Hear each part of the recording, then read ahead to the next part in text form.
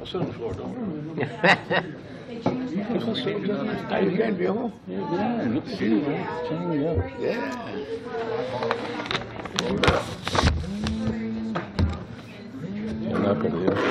Is that right? Se me cayó. Here. My glasses. Okay, we got it. Thank you. That one's already warmed up. We got it.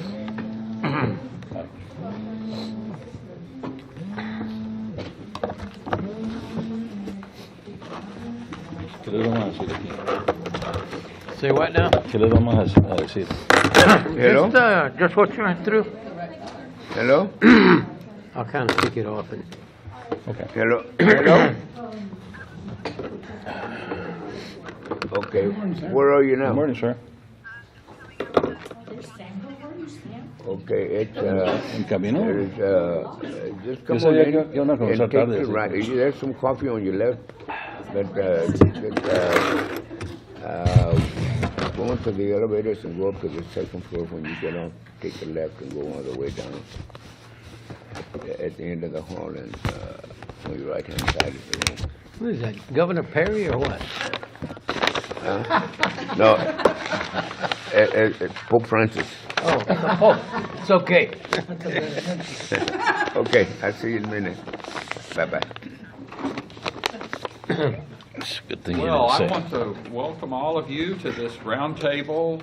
It's not round, as you can see, but this panel will focus on Latino political engagement and the war on poverty. Just as the 1965 Voting Rights Act was one of political empowerment, the war on poverty was intended as one on economic empowerment. And we're going to talk about both the war on poverty programs and how those programs and the experience that people in that program had affected their political engagement subsequently and during the 60s and beyond. We are here with a group of pioneers. There are parks in this community named after my colleagues on this roundtable. And many of these people have been the first to achieve something of significance in terms of electoral politics. Senator Gonzalo Barrientos was the first Hispanic in this Austin area to represent us in the Texas House of Representatives, and then 18 years in the Senate after his 10 years in the House. Richard Moya was the first Mexican-American elected to the Travis County Commissioner's Court, and he has been a major force in this community. He's a Korean War veteran and worked with the War on Poverty as an investigator for the Legal Aid Society. John Trevino Jr. was also a veteran, served during the Cold War with the 82nd Airborne in North Carolina. And he was the first Hispanic to serve on the Austin City Council, served for 13 years in the 70s and 80s. And it's my understanding that he was involved with the CAP program and that he and his colleagues were also involved in the neighborhood service center, part of the CAP agency here in town. And Sam Guzman was the chair and president of the Texas Association of the Mexican-American Chambers of Commerce. He was the chair of the Austin Hispanic Chamber of Commerce and has served on the Austin Independent School District Board for 5 years. So he has an extensive record in civic, business, and educational affairs in this community. He also worked with community action programs in Lubbock County and in Travis County. So what I propose to do this morning is ask each of the participants to say a few words as opening remarks, and then we'll have a conversation. No formal presentation, but just a discussion first of their work in the war on poverty and community engagement, and then talk about how that influenced and affected their political careers. Okay, and let's start with Senator Barrientos. I think it would be useful for some if we give a little bit of background on each one of us, because it's not only the war on poverty that I think influenced me, but the way I grew up and what I went through. For example, in Bastrop, I went to a segregated school. There were 3 schools, one for whites, one for blacks, and one for Mexicans. Should have been Mexican Americans, but at any rate. I was a farm worker, came here to the University of Texas, community organizer in the war on poverty started, community organizer for the National Urban League, then later a trainer for VISTA, the Domestic Peace Corps, and later a trainer in Washington for the Institute of Community Development, then House, then Senate. In terms of what happened during those years, it was the evolution of so many people, not only the African American, the movement, but also the Mexican American movement from California to Texas and the states in between primarily. That and things that had happened before, like the GI Bill and the service for so many people, like some of my colleagues here, brought us to this point of being able to express what we had wanted to do, and that was to help our community, specifically the Mexican American community. We did those through the several items that I have mentioned, and my colleagues will mention their participation, their background. With that, a little background on myself and what I did here in Austin and across the state of Texas, establishing VISTA volunteer programs from El Paso, Del Rio, Laredo, the Valley, Corpus Christi, San Antonio, etc. And we can talk about that later, so I won't take up too much time. Mr. Gillette, if we could go to Mr. Moya, just out of respect. All right. Mr. Moya? See, being the oldest guy here gets you a lot of good deals, and that's one of them. But, well, my name's Richard Moya, and I was born and raised in Austin. And like Gonzalo said, I went to one of those segregated schools myself. In those days, back in East Austin, the school district, for whatever reason, had drawn the district for elementary schools. They drew 2 districts identical. They were the same district. So that way, they could make the Anglos go to Mets and make the Mexican Americans go to Zavala. So I went to Zavala, and I said, I always used to say as I grew up, I said, you know, those guys knew what they were doing. They named our school Zavala so we wouldn't get lost and go to Mets, you know, because we weren't supposed to go to Mets. And so I grew up here in Austin. I went to school here in Austin, and when I got out of high school, I decided to try to find a job that paid the most with my qualifications, which weren't many. So I decided that being a printer, printers made more money than anybody else. So I went to, when I was in high school, I took printing, and I got a job as a printer. I worked for a printer for a long time, till a guy named John Trevino suggested to me that I apply for the job at Legal Aid. And I said, what's the job? He says, investigator. I said, I'm not a cop or a deputy or anything. How can I be an investigator? He said, oh, that's what lawyers call it, but you're really going to be like a caseworker. I said, well, I can do that.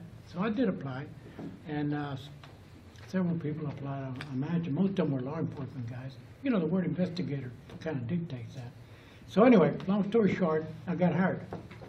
But this was 1965. This is about the same time the Voting Rights Act was being passed.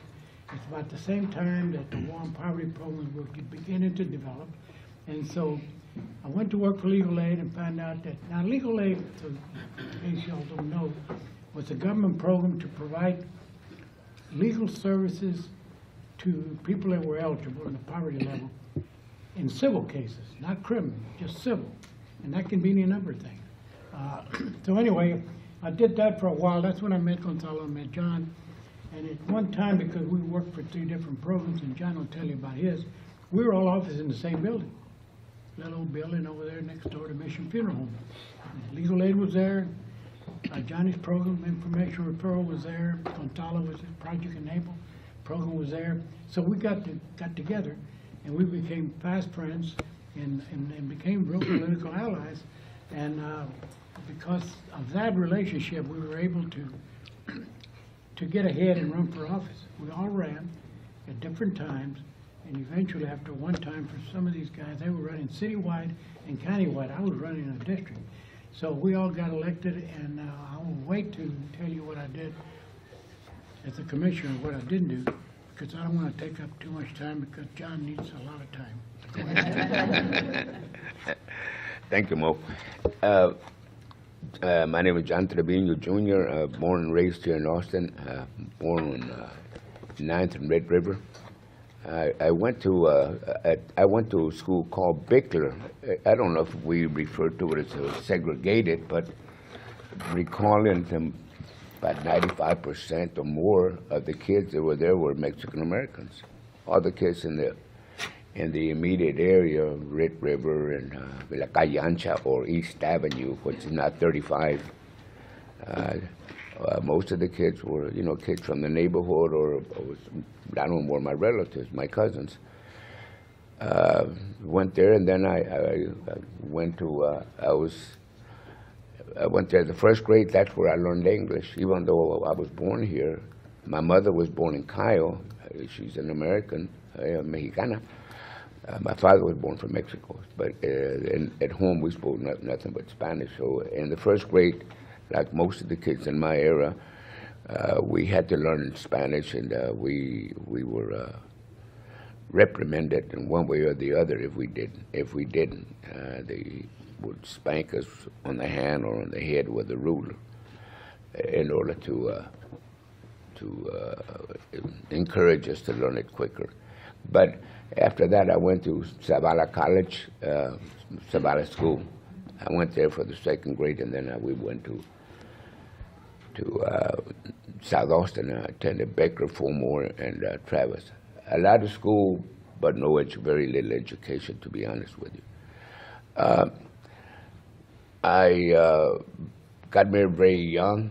I was 16 years old when I got married, and in order to be able to provide more adequate that I could here, joined the Army. Of course, it had benefits for the dependent and all that. Joined the paratroops, spent 3 years at Fort Bragg, and then came back and couldn't find a job, anything meaningful. But anyway, I finally wound up in Metal Blueprint driving a truck. My brother had helped me get a job there. The thing is that while I was doing that, I became very much involved with something called St. Vincent de Paul, a charitable organization. After work, I'd go home and eat supper, and then I'd go to parish, to the rectory, and the priest would father would give us the names of families that needed to be assisted one way or the other. So I did that for a few years. In fact, we were one of the first parishes that started St. Vincent de Paul, and I was at Our Lady of Guadalupe. And it was during that time, my exposure to St. Vincent de Paul. I had met a priest. I had met most of the Catholic priests, especially the Hispanic. There was one in Montoples called Father Underwood, Fred Underwood.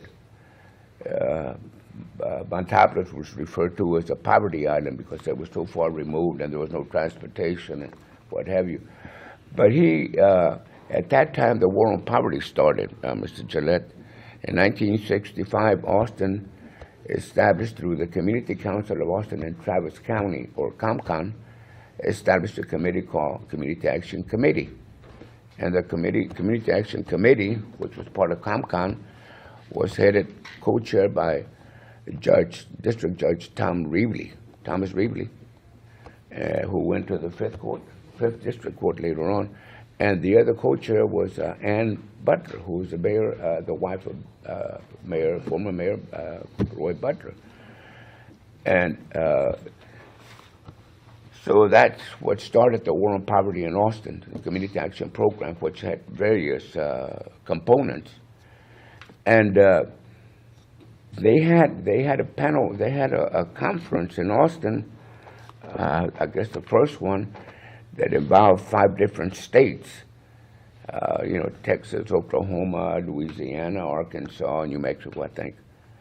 And it was here in Austin at the Terrace Motel on South Congress.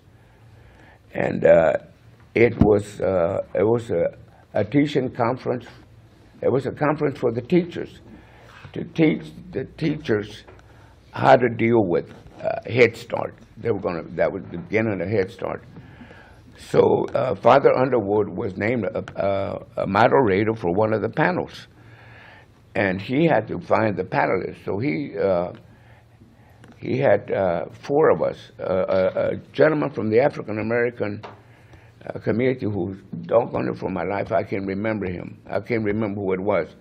The other 2, one was Vic Ehlers, who was a professor at the School of Social Work here at UT. And the other one was Don Blashill, who was another professor at the School of Social Work here at UT, and myself. I hesitated to be part of the panelists because I said, how can I be teaching teachers? I'm a dropout. And Father said, yeah, but you know more about the subject than they do. And I said, what is it? He said, about poverty. So yeah, you're right. So I was still embarrassed because I didn't know how to articulate. I didn't have any experience in talking before people and all that, but he dangled a $50 a meeting honorarium, so that convinced me quickly. So anyway, I did that, and as a result of that panel discussion, and this happened for about 3 weeks or so. I think I went, I don't know, 2 or 3 times a week for several weeks. But anyway, I was exposed to Vic Ehlers and Don Blashill, who were going to be the directors of the War on Poverty.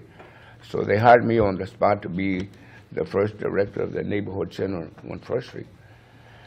And as a result of that, you know, later on, Gonzalo came one night knocking, looking for a place to start his project called Project Enable.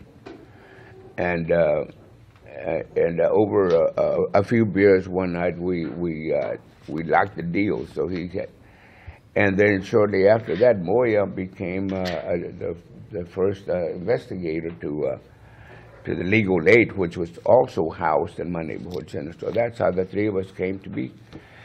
The funny thing about it, Moya, because we did get quite a few applications, and just so happens that I have to be the chair of that committee that was going to hire the Legal Aid investigator. The reason I say it is not so much because of my committee, but rather one of the individuals, I can say this now with all due respect, he was a great guy, we loved him and respected him, but this was going to be dealing with the neighborhood centers, I mean with the minority communities. You were dealing with blacks and brown. And so the guy had, you know, he had all the credentials in the world. I think he served with the KGB, CIA, FBI, Mafia. I mean, he had all the connections. So you would say this guy would automatically be the investigator. But I said, no, wait a minute. If he's a white guy, he comes into the neighborhood, we're going to be suspect of him right away. And he's not going to be able to solicit information that we're going to need. Moy, on the other hand, he was just like one of us, you know. He flow through the neighborhood and nobody pays attention. Or not so much, Moya. But anyway, Moya got elected. So the 3 of us became very much involved in the War on Poverty. So that's that part of my life. Sam? I'll try to give you some of your time back, as much as I can. Well, I wasn't raised here, but came here and after graduated from Texas Tech. And how I got to Texas Tech was from the Rio Grande Valley, so imagine the cultural shock of going from Edcauchelsa to Lubbock. It was in the 11th grade, but I was born in the state of Washington, Mapleton, Washington, Yakima County. Anybody that's done the migrant trails knows exactly where that is. It is the Mecca, one of the Meccas of migrant workers. And but we came back and forth, and I started school in a little town next to Lubbock called Ropesville. And that was an experience. But the main experience was that we moved around a lot. So wherever and I was the youngest of the family, so wherever they put me, I accommodated, you know. And so that gave me, I think, a lot of what made me, you know, successful in life afterwards. But again, I went to school in Corpus. and then I went to school in the Rio Grande Valley, and I finished school at Lubbock High and went to Texas Tech as a consequence. I wasn't going to go to school, but the GI Forum gave me a scholarship to go to college. I was already practically in the Marines, and so like a lot of us do, this gentleman here, and but I did come to Austin. I was on my way to Washington D.C. to go to law school at George Washington. I came here and I stayed here because I got a job at the Neighborhood Youth Corps with the Human Opportunities Corporation, which is one of the programs in the war on poverty, and I liked it so much that I decided not to take the scholarship at George Washington. I said I'll do it later. Well, as a consequence, I never did it. I stayed here.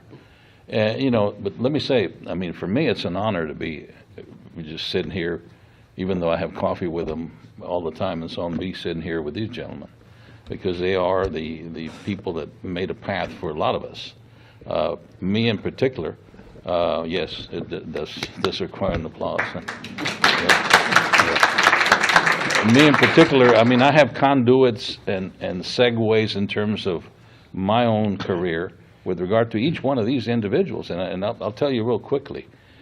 When I was in Lubbock, I came to Austin on the Governor's White House Conference on Youth.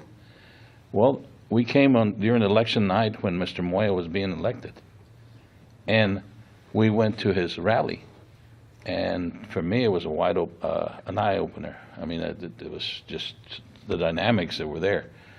And then when I did move to Lubbock, and I didn't go to law school in George Washington, first place I hit was a neighborhood center at East First. Well, when I went there, I didn't know anybody. He was the director, and they said, "Well, we're going out and doing a voter registration." I said, "Okay, well." So I went with one of the Hernandez brothers. Leo, and of course that was a heck of an education if you ever knew Leo or Lencho. Yeah. And so that's how. And then the way I got on the school board was because the senator passed a bill to do single member districts in Austin, and I ran in that single member district, and so I have conduits and segues to all these gentlemen, and it's a real pleasure to be here and to be able to share some of my experiences. But I needed to tell you that because it's important to me, and it should be important to a lot of youth, a lot of young people that tend to forget sometimes. The ones that are well grounded and the ones that have astute enough to understand that, obviously they know, but there's some that don't. You know, there's some that, you know, the sun comes up in the morning and they think they caused it, you know. And so for them, it's important for them to hear the stories of how this happened and how it is that we got here.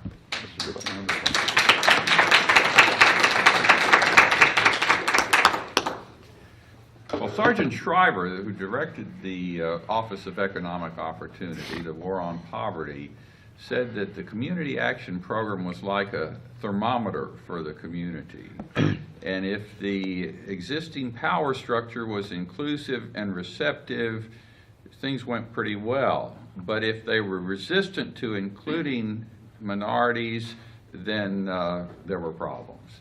Let me ask you, how did the Community Action Agency here in Austin interact with the existing power structure?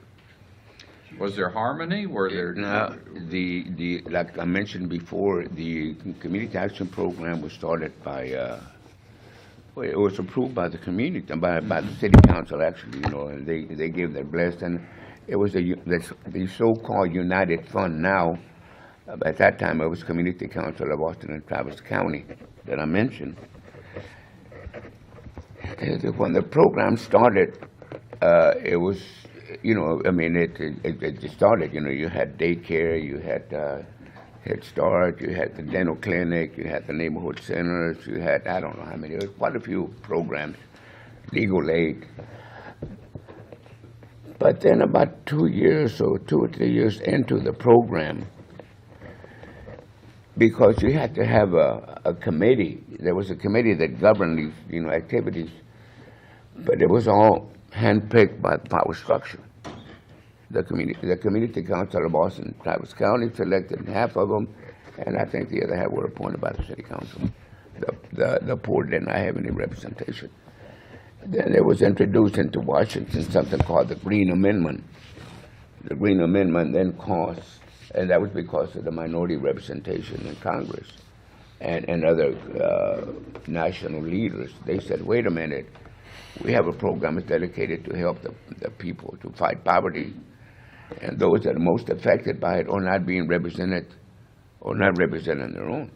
So anyway, long story short, the Green Amendment caused it to be now the power structure, the committees to be divided into three. 1/3 by the neighborhood that were to be elected by the neighborhood, 1/3 appointed by the city council, and 1/3 by the community council. So at first, and incidentally, the community council of Austin and Travis County refused to go with the Green Amendment. So if they don't agree, then you don't want to have a war on poverty. So much to their credit, Ann Butler, the mayor of the wife of the mayor at that time, Roy Butler, and Judge Reevely said, we will break away from community council in Travis County, ComCon, and we will start our own committee. And they incorporate it, and they call it the Human Opportunities Corporation, as Sam referred to it. So it became HOC, Human Opportunities Corporation. So that caused, because of the refusal by the powers that be to accept the Green Amendment. In other words, they didn't want the poverty representatives on that committee. That was Green, G-R-E-E. G-R-E-E-N-E, I think it was. It was after Edith Green. Edith who Green. was a representative from Oregon. She insisted that. That's what I remember, because we didn't know whether we were going to continue to exist, and then, so that gives you an indication that there was some resistance, But Let me expand on that on the state level. Because I was VISTA, the Domestic Peace Corps, my charge, working for the federal government, was from nearly all of Texas, at least half of Texas, from Austin, El Paso, across and then south. We placed volunteers from all over the country, trained them and put them into poverty areas, low-income areas. And they were mostly volunteers who were Anglo primarily. They were from all over the country. We trained them, put them into the neighborhoods for empowerment in different ways of the communities there. And that went along very well, except they took them a while to get acclimated to the community, and then it would be 1 year and they would be gone. I suggested to them, and we went to Washington and got funding for what we established a minority mobilization project, where we took people from the community who may not have had a PhD, but were sharp people and wanted to do something for the community, put them into training and put them back into the community. Well, in some areas of Texas, these programs had to be approved by the governor. And in some areas of Texas, they would call us communists, instigators, outside agitators, et cetera, simply because people were learning how to get involved, how to vote, how to get people elected, and so forth and so on. So in one case, one of my projects was taken out by Governor Preston Smith at the time, who didn't like us. C'est la vie. At any rate, so in a lot of places like this, especially in some of the places where you had some more rednecks in power, that would happen on the state level.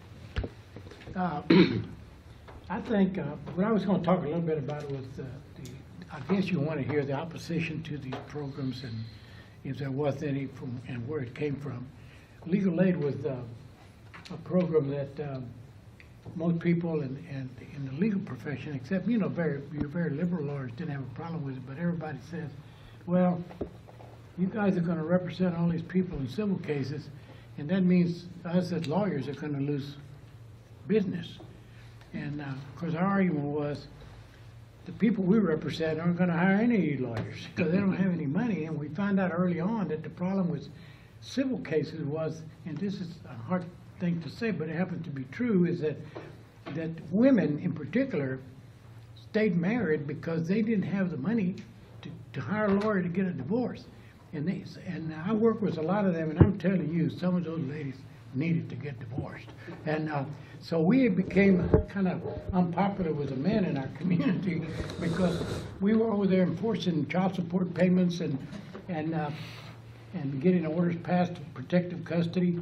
And so to get started, our first director was a guy that was one of the greatest lawyers I've ever known. He really was from Corpus. His name was L. Hamilton Lowe. Hamlo. And he had written a lot of the case law that we have now. And so one time we had a meeting and said, well, we're not getting very many people in. What do we do? I talked to John. John was telling everybody, there it is, in a room you can apply, and if you're eligible, they'll represent you. If you're ineligible, we would send them to a lawyer referral service that we had created. There are a few good lawyers in town that wanted to give a little bit back. So anyway, so I said, well, I'll tell you what, why don't you print about 5,000 flyers, and I'll put them out in every convenience store in East Austin. And I did, and it said, stop, you can have a lawyer. And for these kind of cases, you know, and all of a sudden, man, it was a flood of clients coming in. And I tell everybody, they would, in Travis County in those days, they had, most divorces were heard on Fridays. And so on Fridays, I was the only non-lawyer, so lawyers weren't going to do what I was asked to do, because they were lawyers. We'd have 20, 25 people getting a divorce on every Friday. And so some people said, well, y'all are doing the wrong thing. I disagree. I don't think we ever represented anybody that didn't need one. And some of them really needed it because they didn't have any control of the purse strings. So what we did in legal aid is that, and it was a legal deal we did, was that if the man was working and the woman wasn't, we consider her salary zero, so she was eligible. And that's the way we represented a lot of them. And so legal aid and John's program and Gonzalo's program, a lot of the clients were his client and our client, and a lot of them were his client and Gonzalo's client. Or some of them had enough problems for all three of us. And so, but as far as acceptance, the county commissioners at that time, we had asked them for some space at the courthouse. And so we went to this meeting at the low end. I went with him, but they said, well, if we let you have office space, can we get a commitment from y'all that y'all will not sue the county? And Mr. Lowe said, no, we will sue you if we need to sue you. And so they said, well, one of them, Johnny Maduro, somebody made a motion, and then we did get some office space. And so we had and what we did then, and I think, and they don't do it now, and there's a criticism of legal aid now, is that we had an office in the African American community, an office over there was John in the Hispanic community, Mexican American, and one at the courthouse. So we had, clients could get there. Now legal aid has bought a building way out there on 51st Street, and I don't care where you live, that's how far you have to go to make an application. So then I don't think they're serving as many people as we did, but maybe they are. But most people, as far as legal aid goes, and that's what I was concerned about, had a lot of problems with the fact that these people were getting free legal help. But I used to tell them, look, we give free legal help to criminals, man. They get lawyers, they don't have any money. So why shouldn't people get a lawyer for a civil case? To poor people, a transfer of a car title, it's a legal problem. I mean, you know, you gotta help them. And we had a lot of people that lost their insurance, and we had to help try to find somebody who would sell them liability insurance. They had to pay more for it, but we could get them. Another problem we had at legal aid, and I'll stop, is people, Southern Union Gas, cutting your gas off if you don't pay the bill. Well, we made a friend with a guy, and I don't want to tell you his name, he's a great guy named Frank Denius, and I know that Gonzalo knew that when we had a client that they're going to cut our gas, I would call up Frank Denius and tell him, he said, don't worry about it, they're not going to cut it off. So some of these people, you cut their gas off in wintertime, where the hell are they gonna go? So anyway, so my heart went out to all these people that had legal problems, scams, finance company scams. They're terrible. I ain't got time to tell you about them right now. Just on my end, just real quick, you know, and I sit here and they're telling the stories of when they got started, which is great, but I happen to know the stories after they got into office and what they did there. But it was important. It's important in terms of how they got started, because essentially the program was to empower the community, empower the poor, but it empowered us. It empowered them, and it empowered me when I cut my teeth in community action. And the experience I gained there was what kept me going forward. But at some point in time, Dr. Rivas, we need to delve into what they did after they were in office. Because if you really think about it, it changed much of the complexity of this community overall. I mean, I can name the 10%, college attendance rule. Mr. Moya worked for Governor Richards and the affirmative action programs and the continuation of what he had done in the county. He was the dean of the county. John funded SER, Austin Economic Development Corporation, and on and on and on. And I mean, there's countless things of what they've done. Senator Moya merged the housing finance. Senator Moya? I mean, Senator Barrientos, I'm sorry. I get them mixed up. Senator Barrientos. I'm taller than he is. And I won't say you have Hey. He merged two agencies. There was a housing finance that wasn't doing anything for poor people or affordable housing. There was community affairs, which had the community action agency programs under it. He merged them for the purpose of making housing finance more like the community action agency, and it took effect. And Mr. Moya ran it for a while, and as a matter of fact, he hired me. I was fortunate, and then I became deputy executive director. But what they've done goes beyond. But that start, I think, has a lot to do with it. And but they never forgot, and that's the essence of it. And so when I came from Lubbock and working community action over there, and I came to work here, I thought I was in heaven compared to what the power structure in Lubbock was. I mean, I was denied housing. I worked for community action. I was denied housing in the community because my dad came with me when he was when I was renting, and he's more fortunate than I am. He's more morenito, and I guess the lady thought, I don't know what she thought, but when I bought my dad and he was more morenito, she denied me housing, and so here I am. I went to our executive director, who's a great guy, by the way, and accomplished a lot, T.J. Patterson. But at that time, he was a young guy. He didn't have a lot of power, and he lamented the fact that he couldn't do anything about it. Well, the lady that denied me housing, her husband was the chairman of the Community Action Committee, but there's nothing he could do. So anyway, yeah, power structure over there and power structure here was a lot different. Yeah, I'd like to pursue Mr.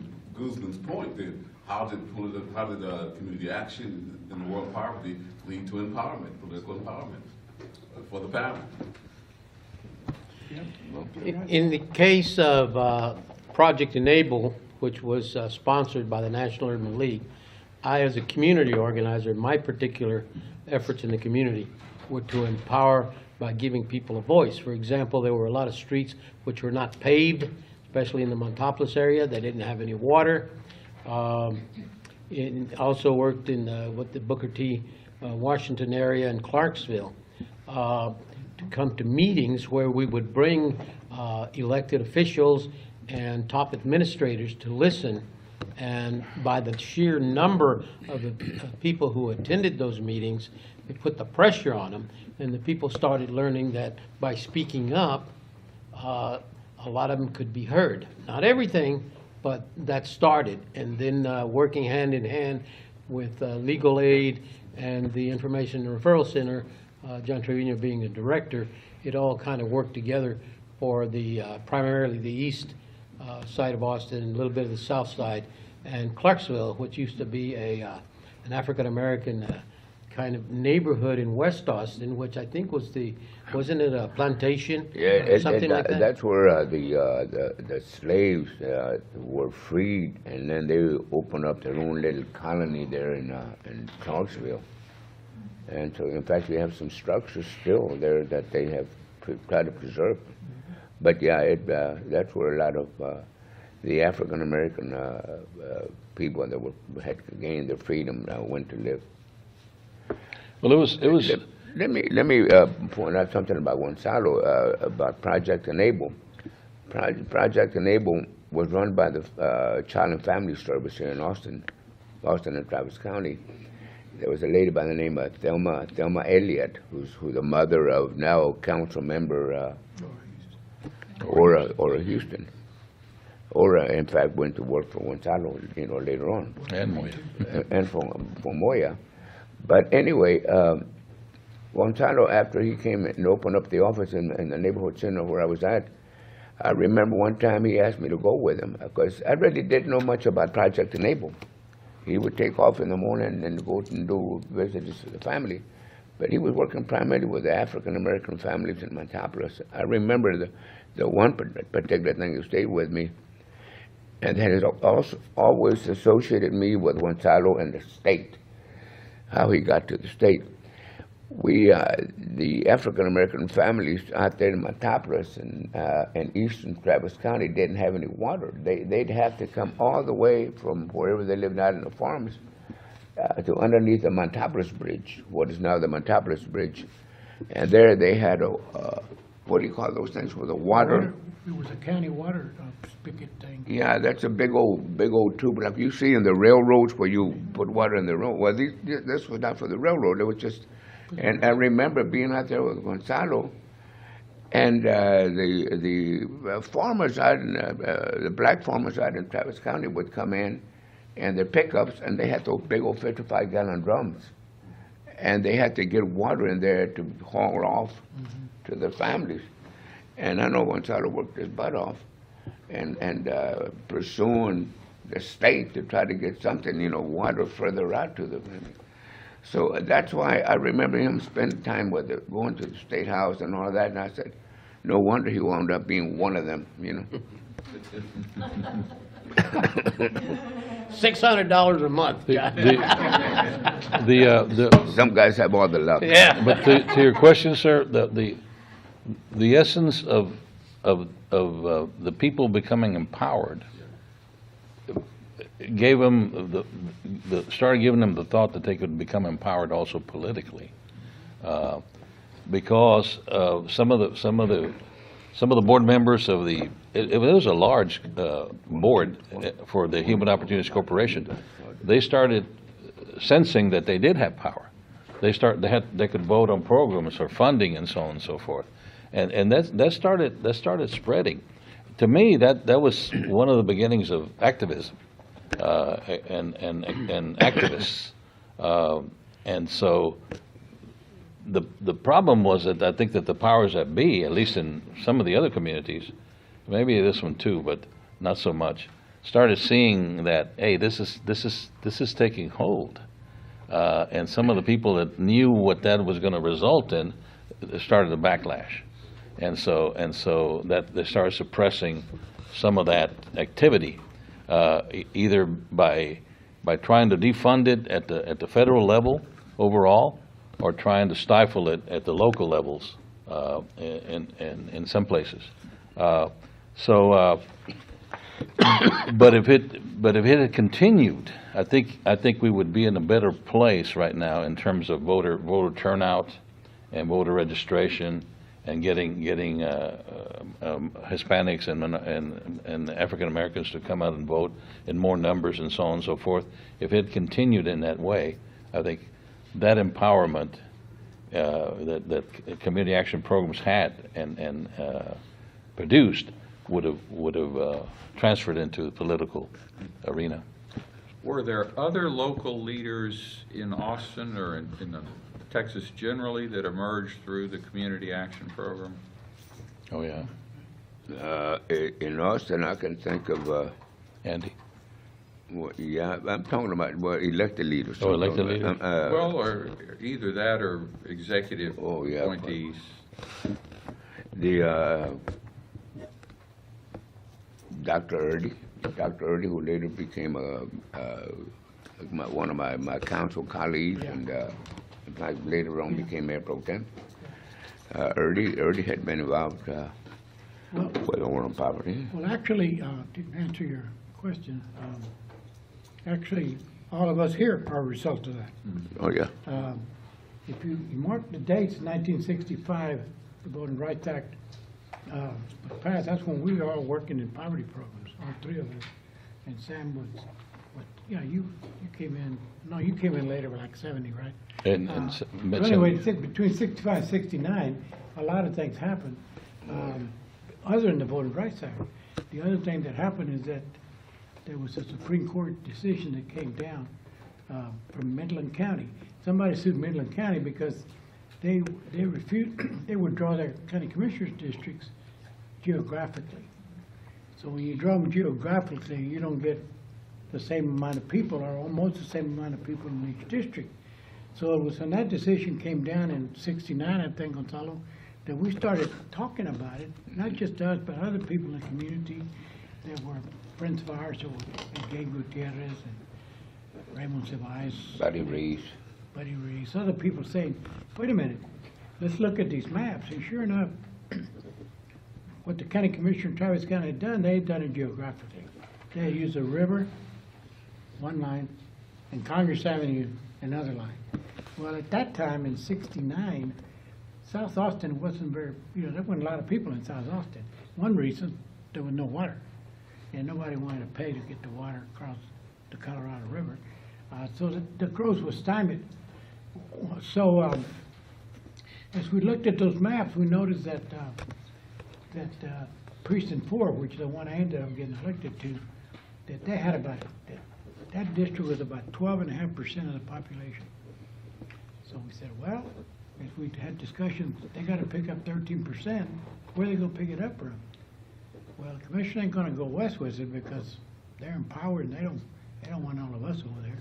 So the only place they could go, cross the river and go into East Austin, which included the Hispanic community up to about East 7th, and the African American community at that time started about 7th Street. So they get the district attorney tells the county community, y'all got to redraw the line. Supreme Court decision, you got to do it by August, because you got to do it in plenty of time for the lines to be redrawn and voter registrations be remailed by the right number and all that kind of stuff. So they started working on it. I was working a little late then, and meeting with these guys, and they were over there at their meetings, and they were trying to figure a way to do it so that none of them would lose their jobs, because nobody wants to lose their job, I guess. So they came up with all kinds of plans, and one plan that came up was, I'll tell you what we'll do. This is commissioners talking, not us. One of those commissioners, I won't mention his name, he said, I'll tell you what we'll do. We'll put all the blacks and the Hispanics together.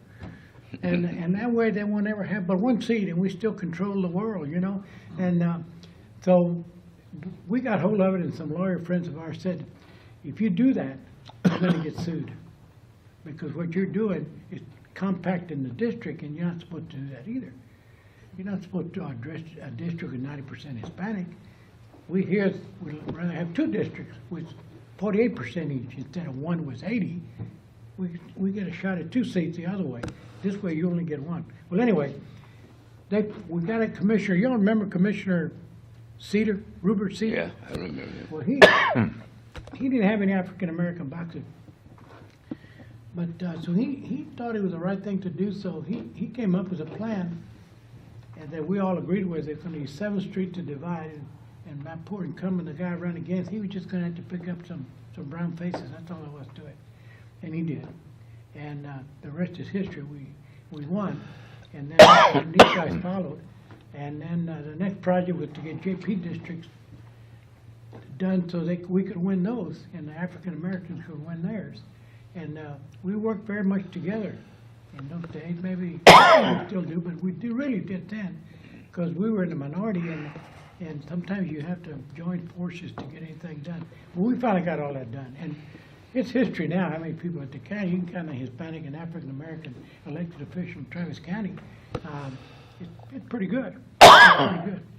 I remember, if I can follow up on what Moya is saying, in that particular period of time, I remember Moya one day telling me, because I really wasn't into, politics, because we never got in. We didn't have a piece of the pie, so But, at that time I was beginning to awaken a little bit, and I remember Moya saying, I think we may have a chance. And I said, well, what do you mean? He said, well, look, the precincts, the way they were, the majority of the precincts, there was 4 precincts and a county judge. Well, the precinct in Northwest Austin had a lot more people than all the other ones. The one that had the least one is the one in Southeast Austin, which is Precinct 4, which is Moya's precinct. But now, because of the reapportionment, that's not what they call it, they now had to divide and get equal votes. And so Moya said, look, they're going to have to bring in boxes of the Hispanic, the Mexican Americans, although we won't make up the majority of the voters in that precinct, we're going to be able to come up close. If we can get some Anglo and blacks, if we can coalesce, we have at least a chance. We never had that before. And that's when my mind kind of wakened up and said, wow, well, that's different now. If we have a chance, then it's worth really looking into it and then getting involved. So that was my epiphany, you might say. So just real quick, because I know you have a lot to say on this one particularly. But essentially what was happening is strategy. They were developing strategy, because on the other end there was strategy to suppress. Yeah. On this end there was strategy to advance, and that's what was happening. And I'm always delighted to hear some of the strategy that they used, but you see, they still think that way, and that's fortunate for us.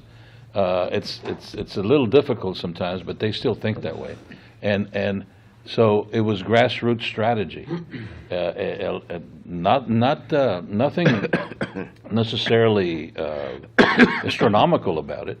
It's just that they had good minds for it, because they were committed and they believed in it, so they really thought about it in terms of how to change the structure for being able to advance the minority politics.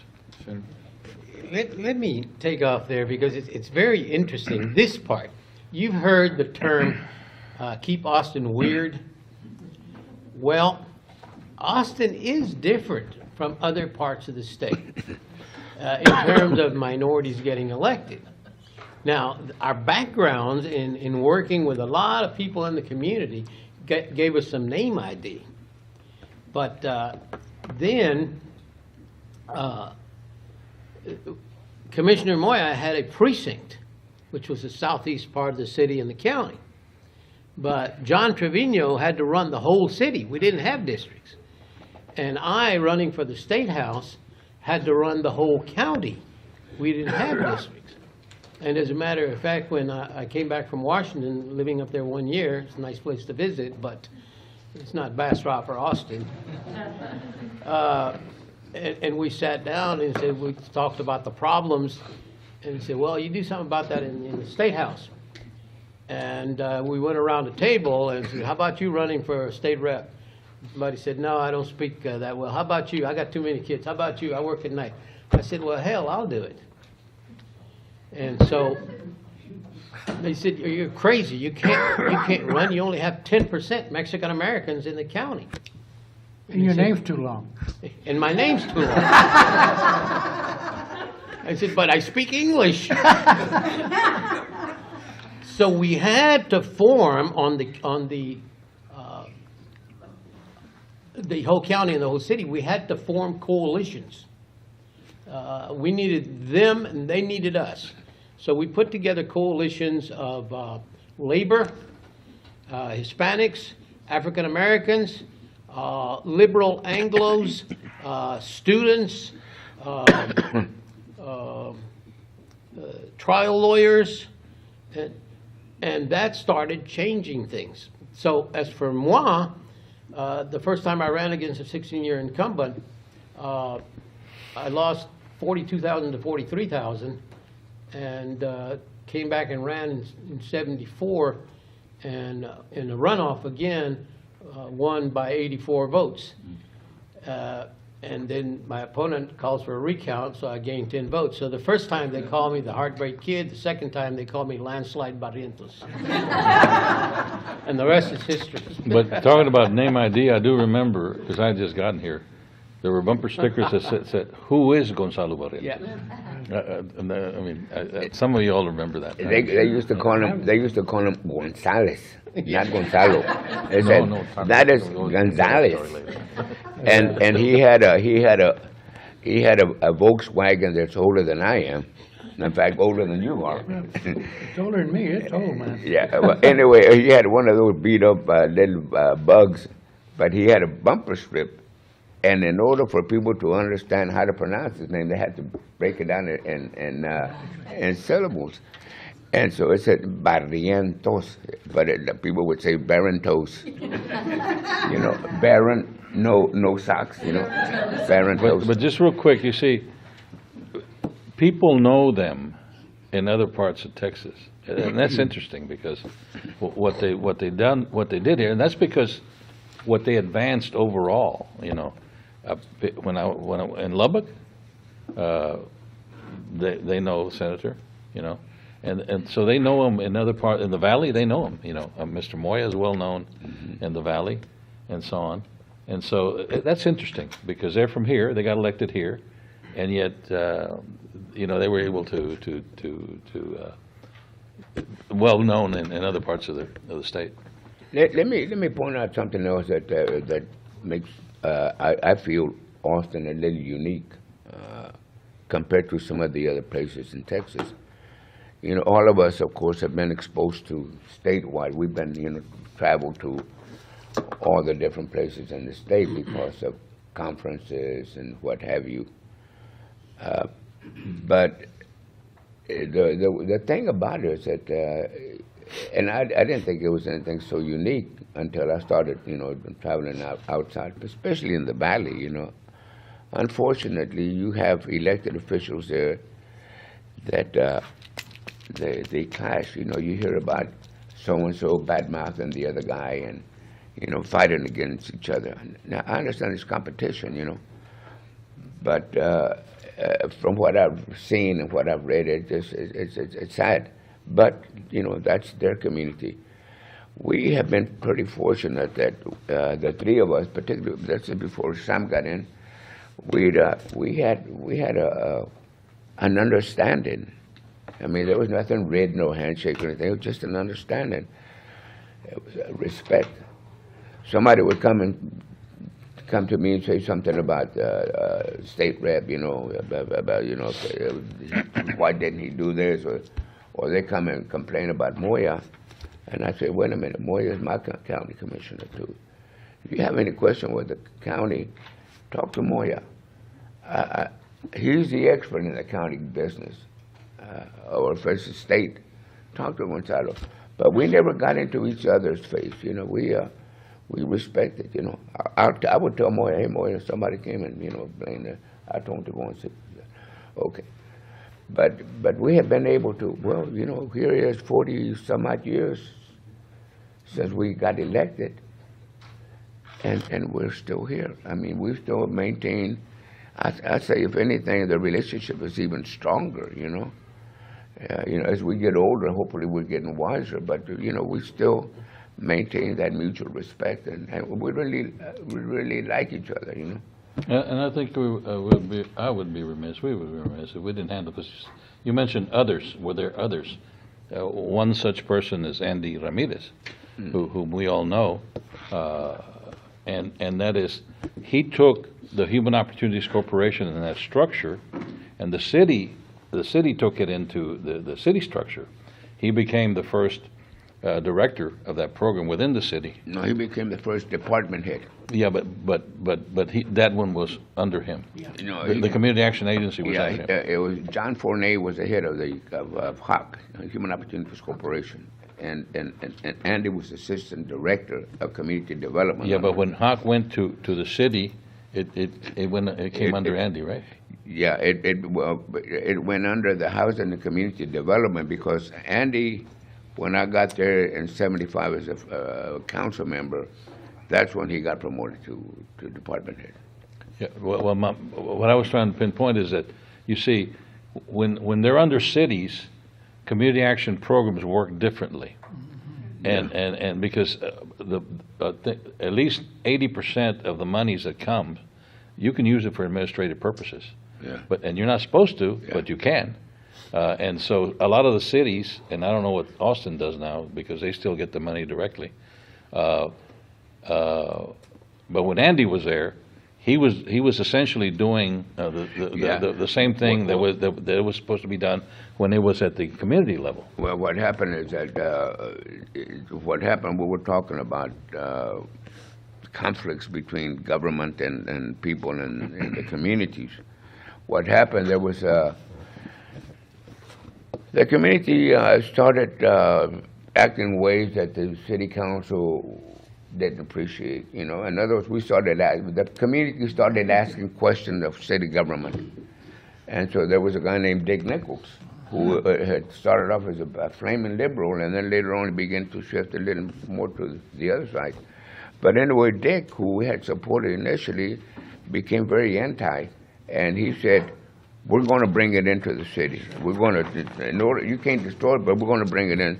So what they did is, however the city did at that time, but they brought it in and they absorbed it, and it became not the community action program. It became a city department. And Andy had been with the program initially, and then he transferred into the city, and that's when he became the first city department head. But he was, I may say, you know, having been there, you know, with city council, he and I collaborated in just about everything. He knew the ins and outs of the city better than I did because I had just arrived. So he and I would get together and have a tidy for the body, and at the same time we would talk about, you know, well, you know, the best strategy and all of that. But yeah, he was a tremendous help. I was going to add something now that we haven't mentioned it yet, but we're all three of us, and we're big benefactors of this, and that's the economy furniture strike. Yeah. Now, there's no doubt in my mind,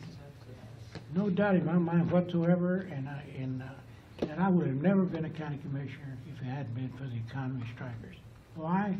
Because they were on strike, and they decided to support our group, and it wasn't just because of me. They didn't know me that well, but they knew John, and they knew Gonzalo, they knew some of the other people involved with the strike. That they were at my headquarters every day. And then, you know, when you're on strike, I think the picket night, yeah, then I left kind of early. He took over at night. And I want to mention a few things, but anyway, those guys came and put up signs. And the thing that I always say at the very end, and it's for a long time I had a hard time saying it, there's that about a week before the election, and we're in a runoff. There's nothing on the ballot but that county commissioner's race. That's all. The incumbent and me. So about a week or so before, John comes and says, "We don't have any money." I said, "Yeah, I know." He said, "Well, we need, I think he said $1,200 or $1,000. We need to buy some radio spots in Spanish because we not make sure people come out to vote." And I said, "Well, that's a great idea, but where are we getting the money?" Well, I don't know. He talked to some of the strikers, and I swear to God, this is honest to goodness truth. That week, the strikers worked 1 hour on the picket line. I think they got like $21 or something. I don't know. Every one of those strikers gave the check to Johnny. And they needed that money, man. And we bought radio spots with it. And we won. So I say they had a whole lot to do with it. And And they helped John and they helped Gonzalo, because that the period of 1975 is when all the voting was beginning to increase and get people out to vote, and all of a sudden they knew they could win.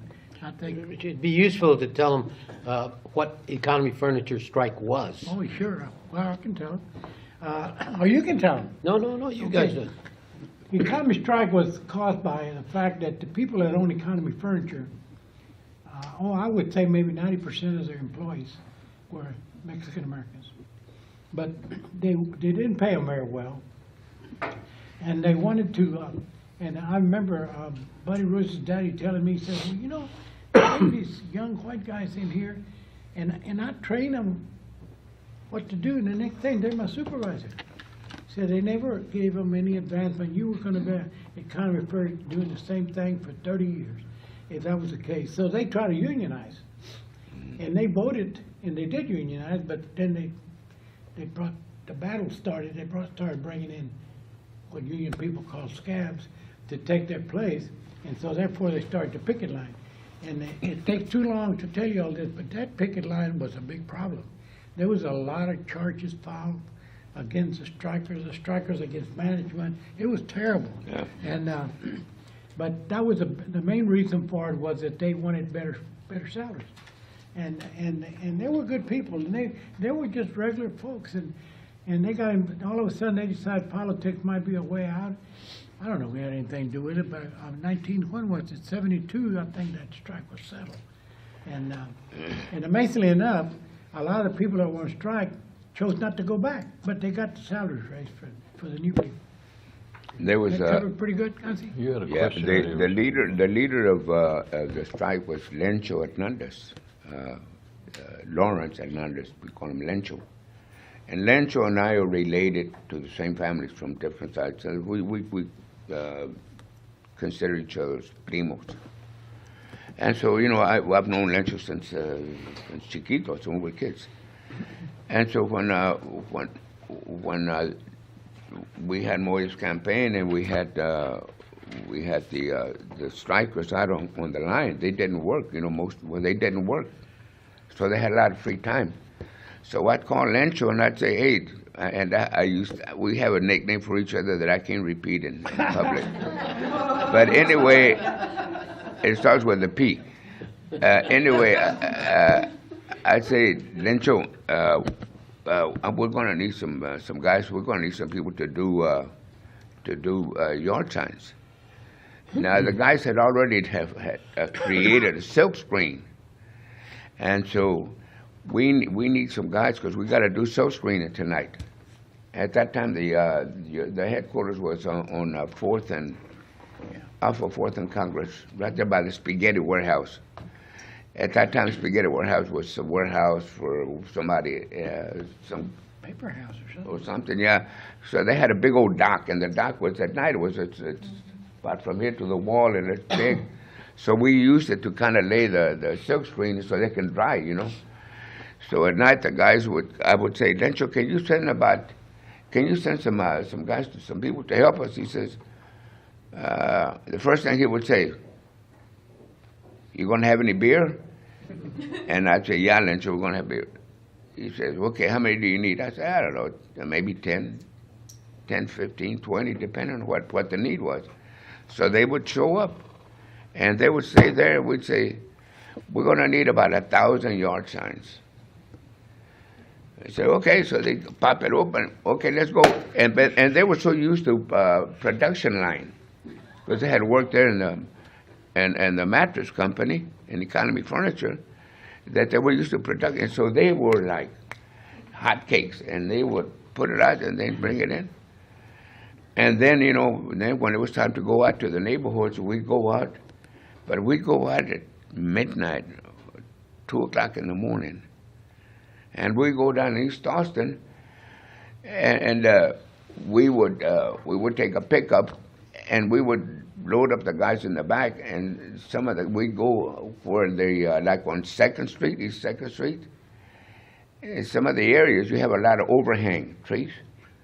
So you would get a hanger, and you have a yard, 1 by 1, 1 foot by 1 foot, and then we would put a hanger and the hook, we would, clip it all the way around, and then we'd go up, and the guy would get on top of the cab and reach to the limb, the hanging limb, and then hook that hanger and twist it. So in the morning, when people are driving to work, they'd see nothing but moya, moya, moya, moya, moya, moya, all the way from Pleasant Valley all the way down to 35.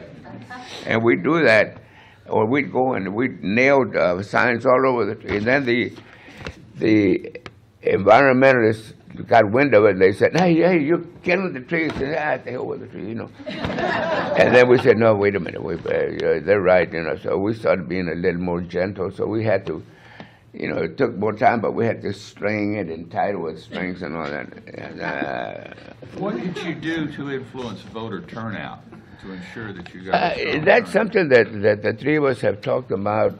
Can I say something before you say that? Yeah. Because what I remember is that you were in all the churches in East Austin, everywhere. Yeah. Father Joseph noticed. Yeah. where Oh, I yeah. grew up. Oh, yeah. And you were always there. And that's why people went out to vote. Because- they came to the people. The people didn't have to come to that. Well, one of the things about it, we didn't have any money, so we had to go reach out. And I remember, I think, from what I remember, by Gonzalo's campaign and my campaign were probably the first one that I know of, that we actually went door to door to the houses in the neighborhood, not only in East Austin. When he had to go out, he had to start going out to North Austin.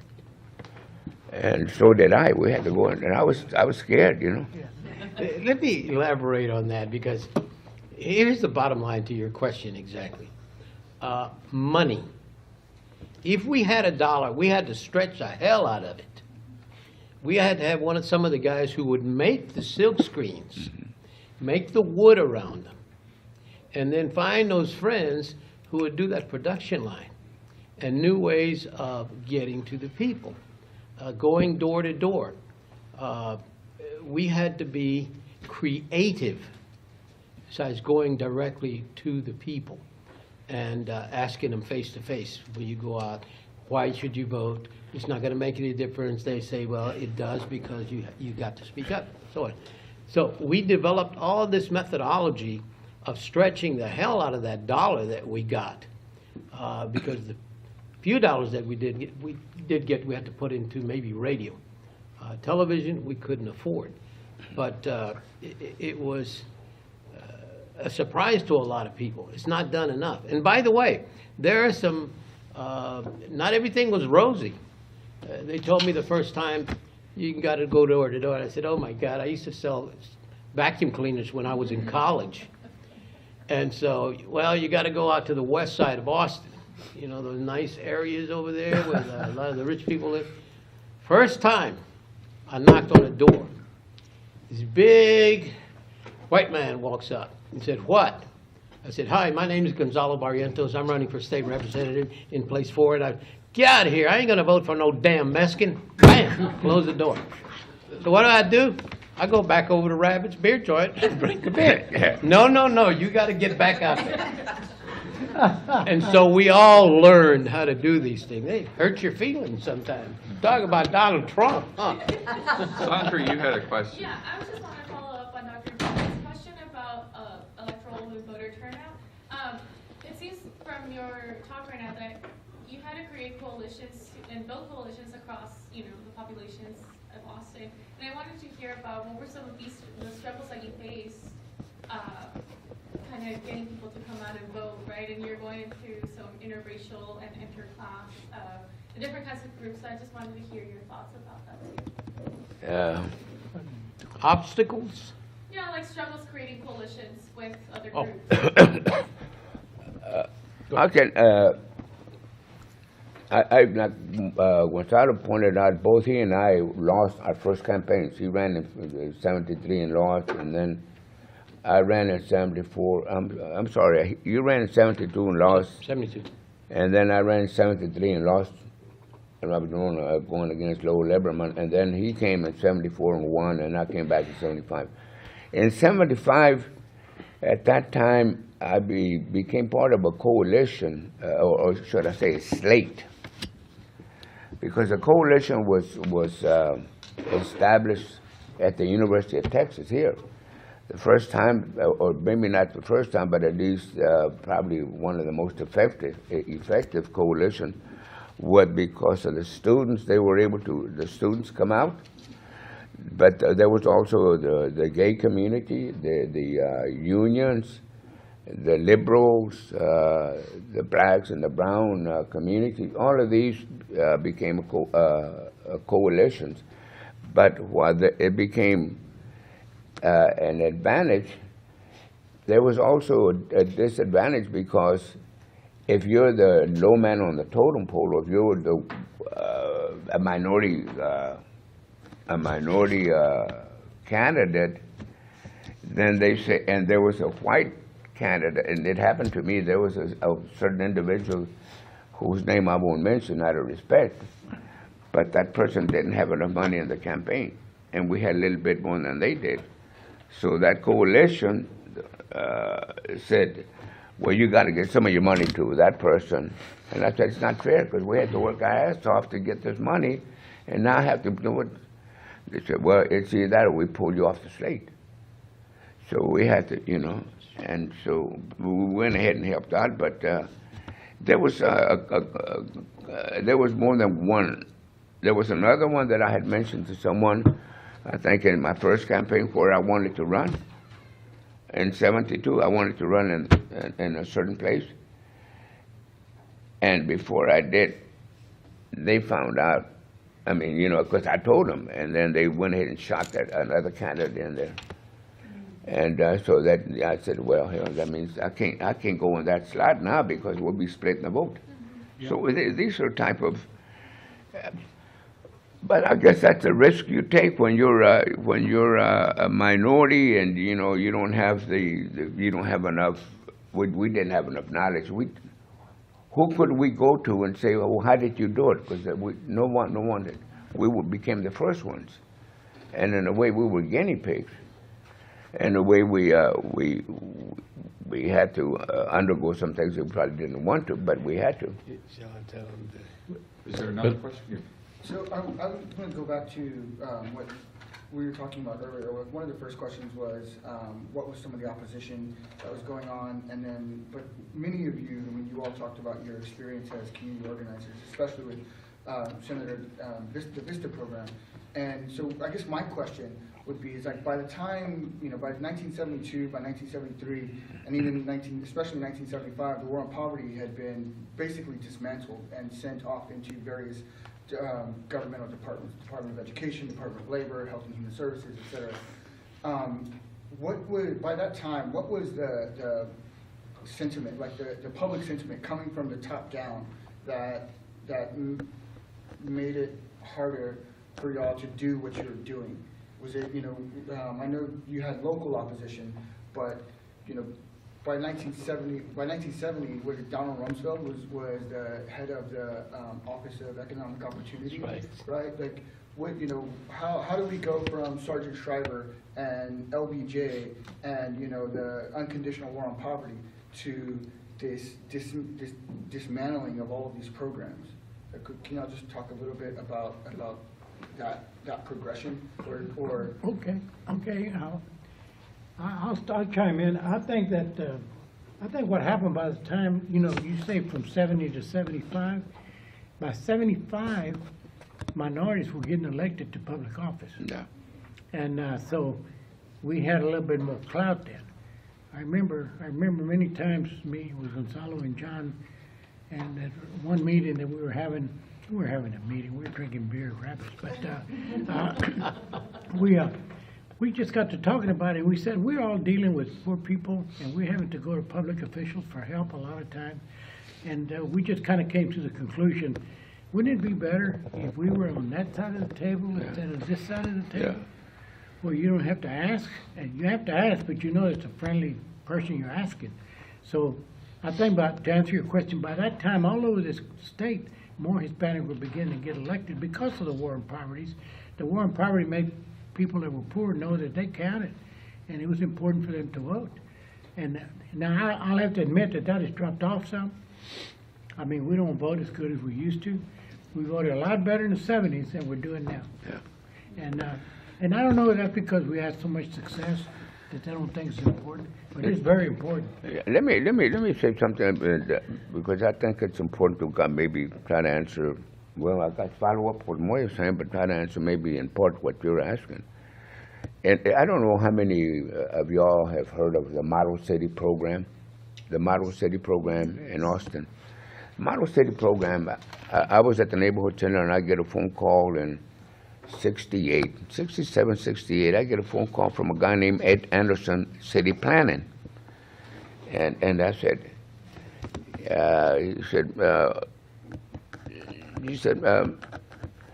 Mr. Tremino, I'm Ed Anderson, I work for the city, I'm in the city planning, and I just wanted to ask you a question. Sure. He said, have you ever heard of the American Demonstration Act of 1967, 68? I said, what? Yeah, the American Demonstration Act of 1967, 68. I said, I have no idea what you're talking about. Well, this is the program that the Congress has just passed. And long story short, they're going to select 50 cities in the country. And you have to meet a certain criteria, but if you're one of the lucky ones, they're going to pump in all kinds of money. There's going to be unlimited money that they're going to, because they're going to try to demonstrate that if you have enough resources in the community, these poor communities, which had to be minority, had to have 10% or 20% dilapidation of structures, et cetera, et cetera. If you meet this criteria and you get elected, you guys can, and I said, I have no idea. He said, can I come and see you? I said, sure. So anyway, he came and we talked. Well, the more I heard about it, the more interesting. So I had a committee out of the neighborhood center, which was with Danny Reese. Danny Reese, a good friend of ours, who now we named a library in Riverside Drive for him. So Danny, I said, Danny, this, and so I told him, and I said, I want you to meet with Ed Anderson too. So we met with him again, and we talked about it, and he said, I said, if you agree, I think we ought to write up a little proposal and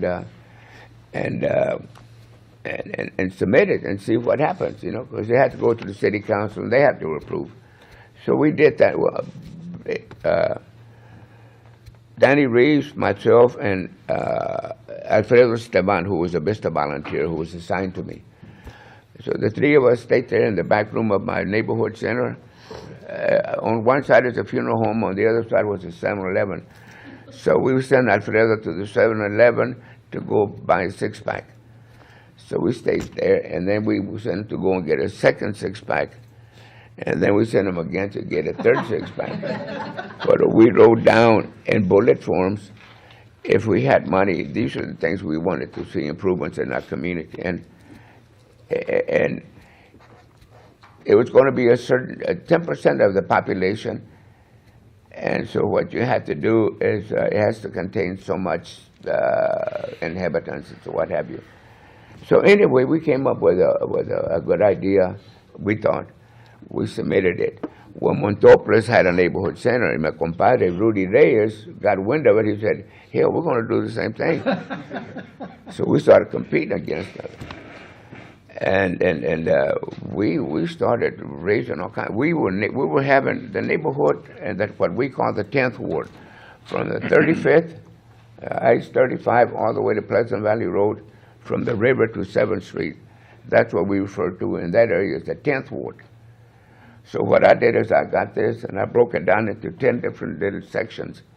So we went into all of those and we organized in the community. We had meetings in all these little sections, and we came up with an idea. And Ed Anderson would come, and he had a scale model of what the community looked at that time. And then as he met with a neighborhood or a sub-neighborhood, and the people would say, well, we want to close down the street and make a little park out of that. So he would change it in the scale model. So you could have the before and after. Anyway, Rudy was doing the same thing. And then the black community got wind of it. They said, hey, we want a piece of that action too. So Connie Mailer and some of the guys up there on 11th Street started doing the same thing. Well, we went, and the Demonstration Act ended, and no, we didn't win. We got disappointed. Oh, about 6 months later, Ed Anderson calls me back. He said, guess what? I said, what? He said, they have a second round. I said, well, hell, we better prepare now. So we got in it. We took it before the city council. Now, we had a coalition. This is the black community and the Hispanic, the Manchables people and the 10th Ward people. We had a hell of a lot of people. We went before the city council and they turned it down. There was a 5 council member at that time. They turned it down. We got so angry, the people got so angry that the neighborhood, I don't know if y'all remember City Hall at that time. City Hall was probably from here to that wall and probably not that much wider. That was the 8th in Colorado. So there's no way that they were going to be able to get the people. We had to get the auditorium. And we started busing people from Montopolis and from all the black communities. We had that place packed. Jake Pickle came in from Congress, and he scolded the city council. I mean, publicly scolded them. He said, you're fools. Here he is, the congressman wants to give you all the money in the world, and you're turning it down. And it was a public embarrassment for the city council, but they turned around and they backtracked and they said, they took another vote.